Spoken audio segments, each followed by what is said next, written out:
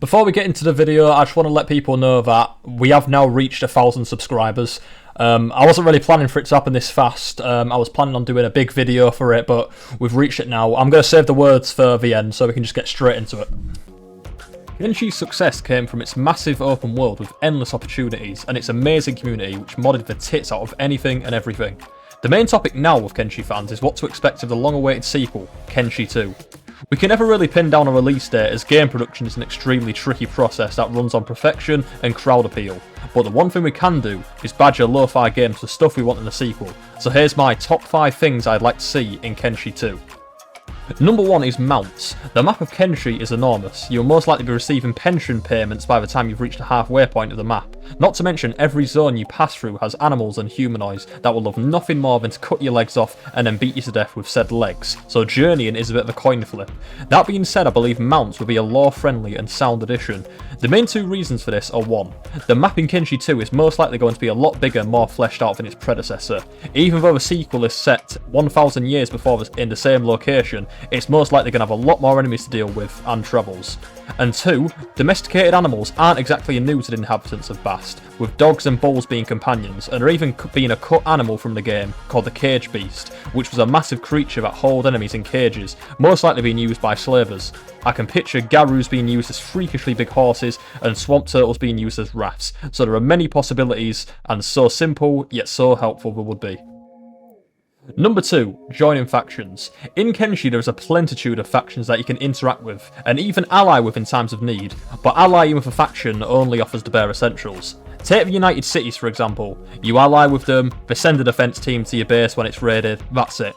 The Shinobi Thieves is the only faction that has a big difference when you ally with them, with their ninjas not only defending you out in the wild, but you get access to traders, plastic surgeons, and even tower bases where you can train and rest up. It would be great to see this system overhauled in the next game, and for example, teaming up with the Sheik allows you to target and plan out organised raids on the enemy territory, or allying with the Slavers Guild allowing you to buy exclusive and experienced workers for all your manual needs. Mods do resolve these issues, but if you're a vanilla purist like me, I tend to shy away from mods when I can. Coming in at number 3 is more recruitment methods. This particular suggestion comes from the recruit prisoners mods I've seen players use, allowing the player to kidnap and brainwash their enemies into joining their team. The only way you can recruit someone from Kenshi is hiring them from a bar, with very few exceptions. Making a team in any game is half the fun itself, making cool characters and finding master swordmen in the wild and offering them glory, but the recruitment system we have now is kind of dry. One way to implement this, for example, if I was playing as an exiled hiver and found another wandering hiver on the road, it'd be pretty cool to talk to them and persuade them to join your team with things in common. And while I do enjoy putting Sheik in cages and throwing rocks at them from time to time, I like to have to be at least one recruit where I didn't have to bribe them or mutilate them to join my team. Other than Beep though, fuck Beep. Nearing the end now, with number 4 we have war mechanics. Upon spawning in Kenshi, many factions will have many enemies. Take the Holy Nation for example. They are at constant war with the biggest factions in the game, the Sheik Kingdom and the United Cities. There is no room for diplomacy as racism is a touchy subject, and when your mortal enemies that are called demons by your religion are staring at you, you tend to fight instead of talk. So when does it come down to war? It should have its own system. Keeping with the Holy Nation in Kenshi, let's say we ally with them. We are very close to the Sheiks and want their land for Holy Nation things, like racism and praying. Instead of just running in there, killing a few NPCs and watching a town burn, we should see the town be under new management and a lot more human activity in there.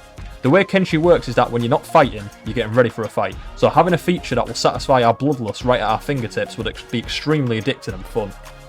Finally at number 5, more combat moves. Another reason that Kenshi became popular was its mods, changes that players made to the game to be creative and spice things up. One mod in particular added a whole lot of new moves, with weapons like spinning katana stabs and heavy jumping attack with hackers, which made me think of the martial arts system.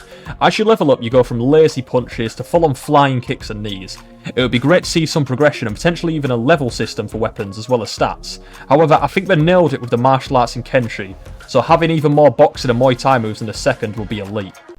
Right, we don't have to have that elevator music anymore, the royalty-free shit. I just want to give a massive, massive thank you to everyone who just even watches. We've now reached 1,000 subscribers. It feels fucking apex, and I just want to give a massive shout out and thank you so much to all the subscribers. I was planning on making 1,000 subscribers video. It was going to be a massive one. I'll let you know what kind of videos in a minute, but I reached it now, and I'm actually going on holiday in about 2 days, so I'm going to do a couple videos and I'm going to set them on Premiere for everyone to watch. So I know my upload schedule, it's pretty much just non-existent really, but the next couple of videos is going to be like just a couple of weapon guides, but the ones I'm going to aim for when I get back, I'll be gone for 3 weeks, but we're going for 50 tips and tricks. I've made a community post, so if anyone is watching now and hasn't seen it, or even just on this video, leave some comments, some tips you've got on Kenshi, and the other one is going to be the ultimate Kenshi guys, and I'm not talking about beginner, I'm talking about stuff that you don't see from the other YouTubers. I've been looking into it, I've been finding all the little secret details, how to get tons of money, how to get secret items. But yeah, so I'll be leaving it for Premiere. I'm not going AFK for another couple months again just to fucking play Fallout or something. I will be back in 3 weeks and I'll be back to making Kenshi content.